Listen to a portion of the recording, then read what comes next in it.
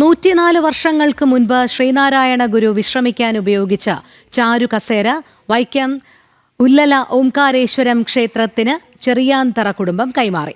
നൂറ്റാണ്ടുകാലം ചെറിയാന്തറ ഭവനത്തിലെ അറയിൽ വിളക്ക് കൊളുത്തി പരിപാവനമായി സൂക്ഷിച്ചുവരുന്ന ചാരുകസേരയാണ് ശ്രീനാരായണ ഗുരു അവസാനമായി കണ്ണാടിയിൽ പ്രണവപ്രതിഷ്ഠ നടത്തിയ ഓംകാരേശ്വരം ക്ഷേത്രത്തിന് സമർപ്പിച്ചത്. തലയാഴം ചേത്തുരുത്തിൽ അന്ധവിശ്വാസവും ദുരാചാരങ്ങളും ഗ്രാമവാസികളുടെ ജീവിതം ദുരിതപൂർണമാക്കിയപ്പോൾ ചെറിയാന്തറ കേശവന്റെ നേതൃത്വത്തിൽ പ്രദേശവാസികൾ ശ്രീനാരായണ ഗുരുവിനെ സന്ദർശിച്ച് കാര്യങ്ങൾ ബോധ്യപ്പെടുത്തി. അങ്ങനെ 1921 ജനുവരി 21 ഗുരുദേവൻ തലയാഴം ചെന്തുരുത്തിയിലെത്തി. ചെറിയാന്തർ കുടുംബത്തിലെ കേശവൻ ഗുരുദേവന് വിശ്രമിക്കാൻ ഇരിപ്പിടമായി തയ്യാറാക്കിയതാണ് ഈ ചാരുകസേര. ഗുരുദേവൻ മടങ്ങിയതിനു ശേഷം ചാരുകസേര ചെറിയാന്തറ നാലുകെട്ട് പുരയിടത്തിലെ പ്രാർത്ഥനാമുറിയിൽ കാത്തുസൂക്ഷിക്കുകയായിരുന്നു. 104 വർഷം നിത്യവും വിളക്ക് തെളിയിച്ച് പ്രാർത്ഥിച്ച് ഭക്ത്യാദരപൂർവ്വമാണ് പരിപാലിച്ചിരുന്നത്.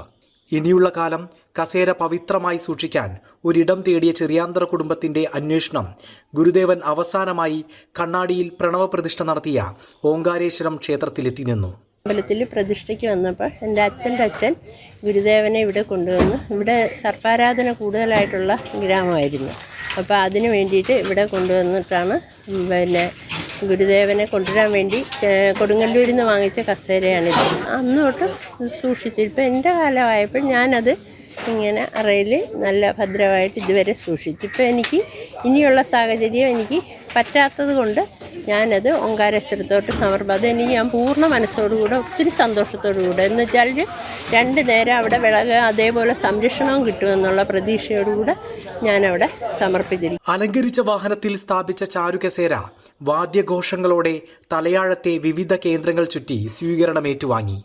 പൂത്താലങ്ങളുടെയും വാദ്യഘോഷങ്ങളുടെയും അകമ്പടിയോടെ ക്ഷേത്രത്തിലേക്ക് കൊണ്ടുവന്ന ചാരുകസേര ആയിരക്കണക്കിന് ഭക്തരുടെ സാന്നിധ്യത്തിൽ SNDP യോഗം Vaikom union president PV Binesh ക്ഷേത്രത്തിൽ സമർപ്പിച്ചു. ജനം, കോട്ടയം.